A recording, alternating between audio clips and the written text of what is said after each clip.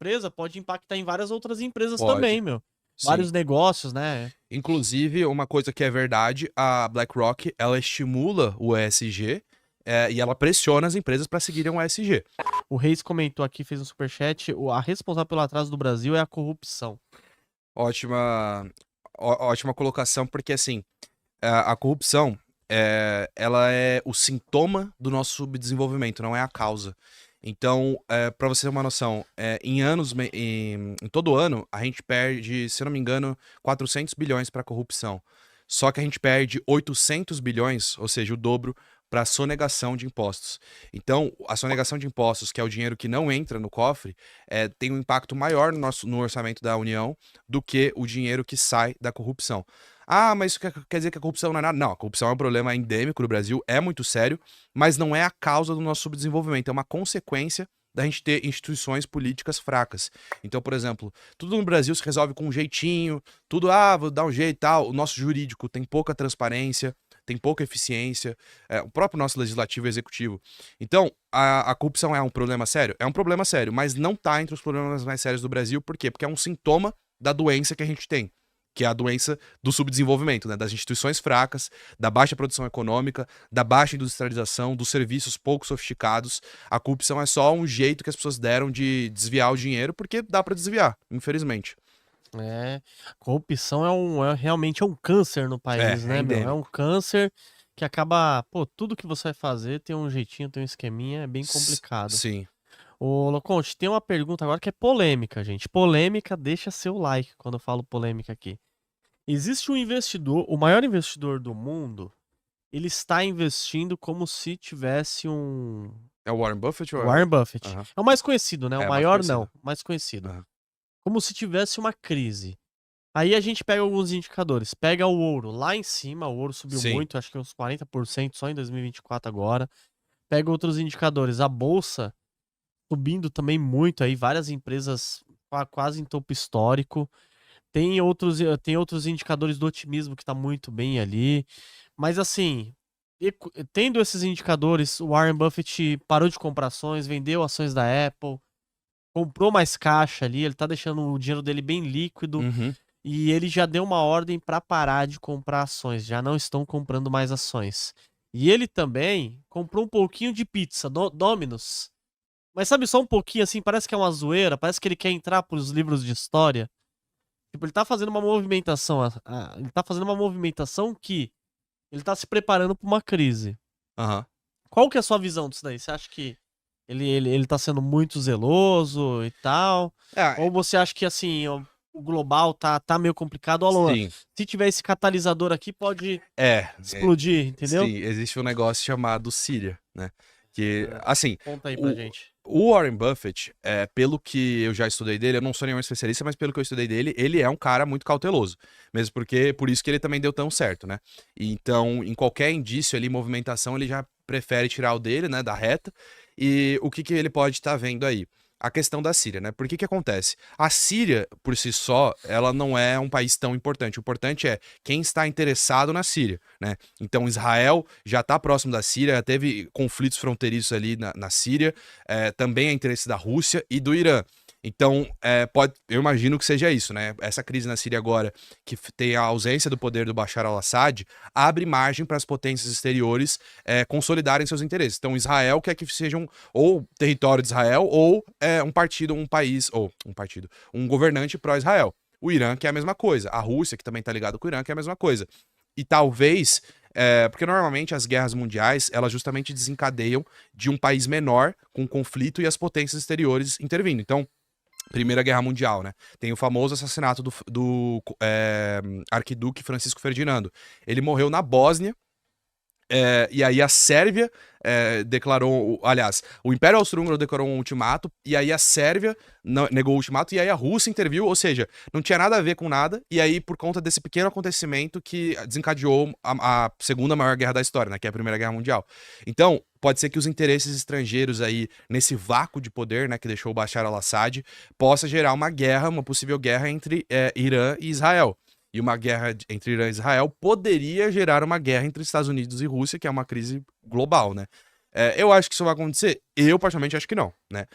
existe possibilidade? Existe. Existe possibilidade desse conflito escalar, e eu imagino que seja por isso que alguns investidores, né, como Warren Buffett, estejam mais com precaução aí de pensar, poxa, se acontece uma guerra dessas proporções, as bolsas do mundo inteiro derretem. Acabar derretendo, né? É. E é a oportunidade dele que tá líquido ali, Nível às vezes, Covid, quem sabe mais. Não. às vezes comprar com desconto, né? É, Porque é o que ele gosta de fazer, né? Value Ele Invest, né? Então acho que ele tá se protegendo mesmo, né, galera? Na minha visão. E eu acho que, tipo assim, ele olhou e falou, putz, tá tudo muito esticado, ou já não tem prêmio. tem isso também, né? Já não tem prêmio. Então, qual que é o prêmio que eu tenho? A taxa de juros americana melhorou um pouquinho. Sim. Eu falo, meu, ele ganha o prêmio dele muito bem ali. E Garante. ele acaba, ele garante ali o prêmio. E ele fala, se acontecer algum problema, eu já tô muito líquido aqui, eu posso comprar Apple pela metade do preço, consigo comprar Tesla pela metade do preço. Sim. Outras empresas que ele acredita que tem muito valor, né? Porque qual a estratégia do Warren Buffett? A pessoa que acompanha aqui, o Warren Buffett, ele utiliza o Value Invest, né? Que é investir em valor. Preço é de tela, é o que tá sendo negociado lá. Uhum. Banco do Brasil, R$26, acho que era a última vez. O valor do É a Banco do projeção, Brasil, né? pra mim, é bem maior. Sim. O valor, o preço dele tá abaixo do que, então, pra mim tá barato, eu vou lá e compro. Uhum. O Warren Buffett utiliza essa mesma estratégia. Então, eu acho que também é mais uma jogada assim, né? Sim. E você acha que a Rússia já perdeu essa guerra? Ou qual é a sua visão? Eu acho que, infelizmente, ela vai ganhar. E eu odeio admitir isso, mas o Putin fez uma estratégia muito boa. Em termos econômicos, inclusive. Olha só. Sério mesmo? Nossa, Infelizmente, vamos olha. ver. Assim, muita gente é ocidentalista, né? E vai falar, não, porque o Putin fez tudo errado, se ferrou e tal. Como eu disse, eu sou realista. Não tô nem aí pro Ocidente, pro Oriente, nem pro Putin. O fato objetivo é: a Rússia invadiu a Ucrânia em 2022 e no ano de 2022 a economia deles encolheu 3%, que é um número bem grande. A economia da Ucrânia em 2022 caiu 31%.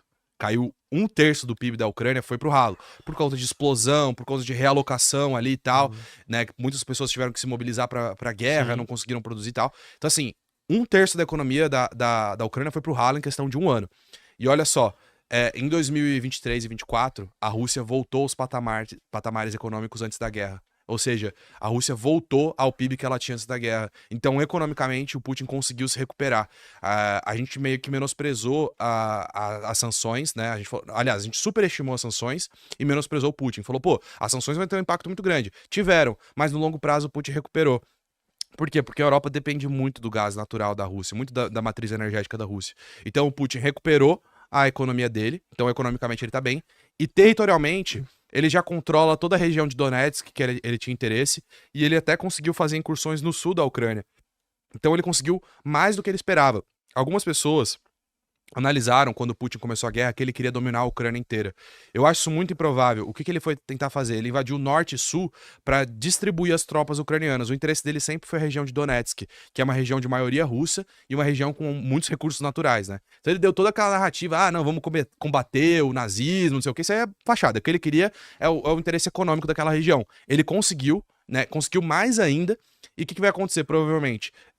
Nos próximos 1-2 anos, ele vai fechar um acordo de paz. A Ucrânia não vai ter recuperado sua economia ainda. Ela ainda está em queda, então deve ter caído quase 40%. O Putin já recuperou a economia e vai ganhar território a mais. Então, assim, eu não vejo como uma derrota. Você acha que ele tá ganhando e tudo, por mais que ele tentou invadir ali, ficou essa guerra toda? Então. Porque assim, olhando desse lado aqui, né? Tipo assim, parece que ele saiu até meio ferido, até a imagem dele. Porque parece que assim, a Rússia é uma potência, não conseguia acabar ali com a Ucrânia, que não é tão grande, né? Sim. Nesse sentido, ele sacrificou um pouco da imagem dele em prol de manter a infraestrutura, especialmente industrial e de extração de minérios da região de Donetsk. Por quê? A Rússia nunca fez uma guerra total. Ela nunca usou toda a sua capacidade, nunca usou todo o seu efetivo. Por quê? Porque eles querem anexar aquela região. Eles não podem chegar bombardeando tudo, mandando um monte de tanque, porque senão eles vão destruir tudo. Então ele sacrificou um pouco da imagem dele, né, para poder garantir aquela região com o máximo de infraestrutura possível. E realmente a Rússia, se ela quisesse, ela destruía a Ucrânia, mas ela não quer destruir, ela quer anexar. E pelo que vai acontecer, parece que ela vai conseguir. Especialmente agora que o Trump foi eleito, que falou que vai cortar a ajuda pro Zelensky. E sem ajuda, a Ucrânia não dura um ano. O Zelensky vai ter que sentar na mesa e ceder essa parte do território, a A região de OTAN não vai Donetsk. ajudar ele, não? Se a OTAN ajuda.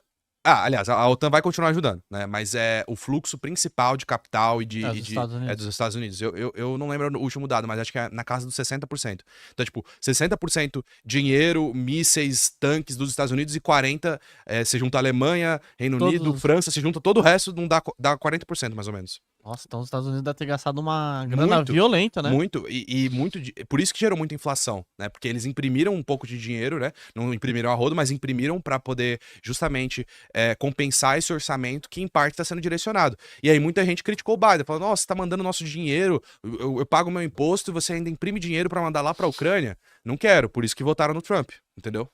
Entendi, ó. Só um adendo. Quem não vai parar de receber dinheiro é Israel. Israel vai continuar. Israel vai continuar. Israel, cara, entra republicano, democrata, pode sentar quem for naquela cadeira. Israel é o parceiro número 1 dos Estados Unidos. Eles vão continuar recebendo dinheiro sempre. Desde quando. Assim, Israel declarou a sua independência. Acho que foi 5 minutos depois os Estados Unidos reconheceu a independência de Israel. Então, assim, eles são, desde o dia 1, muito parceiros.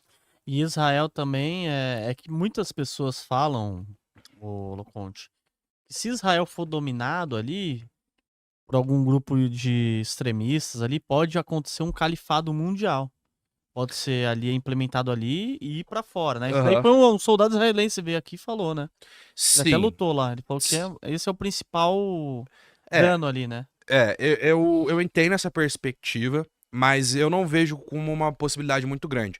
O real motivo dos Estados Unidos apoiar Israel são motivos econômicos, porque tem muito investimento em Israel, tem muito negócio de judeu, tanto americano quanto israelense, tem muito judeu americano e israelense que tem negócios e empresas lá. Inclusive, o Waze surgiu em Israel, né? Caramba. É uma tecnologia que vem do mundo militar, que é de localização em tempo real, e aí foi para a indústria civil, e aí o Waze é uma empresa israelense. Então, o interesse principal dos Estados Unidos é econômico.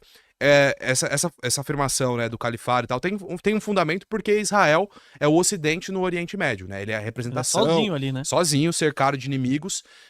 E realmente é uma ponte ali, porque se você domina Israel, você consolida o Oriente Médio inteiro e nada te impede de avançar. Mas o principal motivo dos Estados Unidos, e especialmente os Estados Unidos, mas a Europa, é negócios, né? Então os judeus são muito importantes para a economia americana, por isso que eles têm essa relação tão grande. Inclusive, sabe quem é judeu? Quem? O CEO da BlackRock. O Larry Fink. Larry Fink, ele é CEO, ele é judeu? É judeu. Inclusive, isso explica um pouco do ódio que as pessoas têm, tanto com ele quanto da BlackRock, né?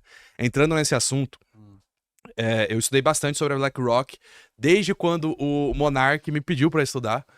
Não sei se você já viu, mas eu tive um debate com o Monark e ele falou assim: estuda lá. Aí eu estudei. Eu peguei, obviamente, artigos, né? Eu peguei o artigo do The Economist, que é a revista mais conceituada de economia, e lá eles explicam o surgimento da BlackRock, o que ela faz e tal. E, de uma forma geral, a BlackRock tem um peso grande? Muito grande. Ela é a empresa que tem mais peso no mercado mundial. Agora, esse peso representa 10% do mercado de investimentos do mundo, né? Então, assim, a BlackRock domina só, entre aspas, obviamente muita coisa, 10%. Ou seja, ela não consegue fazer as movimentações que ela quer sem negociar com outras empresas. Então é meio que uma democracia, né? Naquele meu vídeo eu fiz até uma analogia, porque é meio que uma democracia. A BlackRock não manda 100% em nada, ela manda bastante em vários lugares, mas ela não manda 100%. E parte desse ódio que tem, infelizmente, vem de uma narrativa desde a época do nazismo, que é falar que os judeus controlam o mundo. Então, o Larry Fink recebe um monte de carta, falando, seu judeu sujo e tal, você controla o mundo. Sim, inclusive ele anda com segurança hoje, justamente por causa dessas cartas e ameaças. Então, assim, essa é a origem do negócio. Realmente, a BlackRock é muito importante, só que as pessoas usam essa importância justamente para justificar ataques antissemitas. Então, é meio complicado esse assunto. Não, e é que assim, a da BlackRock, ela tem 10 trilhões sob custódia, né? Mais ou menos isso daí, às vezes é mais, um pouquinho menos. Só que, mas o mercado é de 100 trilhões. O mercado global, né? Todos, então é 10%, é isso mesmo. 10%, ele detém não monopólio, mas ele consegue deter vários pedacinhos de várias empresas, né? E eles apitam em tudo. A questão o que as pessoas precisam entender, tem um dedinho da BlackRock em tudo, isso é verdade. Agora, é difícil da BlackRock tomar uma decisão sozinha. Por quê? Porque ela, por exemplo, Google, ela tem 6%. Então, ela vai ter que negociar quando algumas ações acionárias, né? Porque nem tudo que a Google faz, ela precisa passar pelos investidores. Sim. Algumas ações importantes, sim. ela precisa negociar com os outros acionistas, que inclusive às vezes têm mais ações do que eles, e para poder fazer uma decisão, entendeu?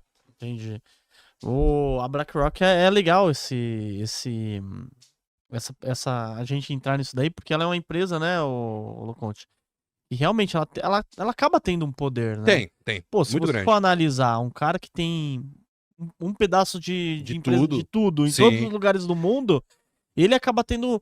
Assim, às vezes ele não tem o poder de decisão, mas exemplo, só o Larry Fink fala assim: ó, empresa aqui do Brasil. Tem muito poder. Pô, vocês estão colocando o CEO que eu não gosto. Às vezes ele tem 1% da empresa. O pessoal fala: caramba, esse 1% da empresa pode impactar em várias outras empresas também, meu. Sim. Vários negócios, né? Inclusive, uma coisa que é verdade, a BlackRock, ela estimula o ESG e ela pressiona as empresas para seguirem o ESG. E aí é aquele negócio, né? Ah, por que que ela faz isso?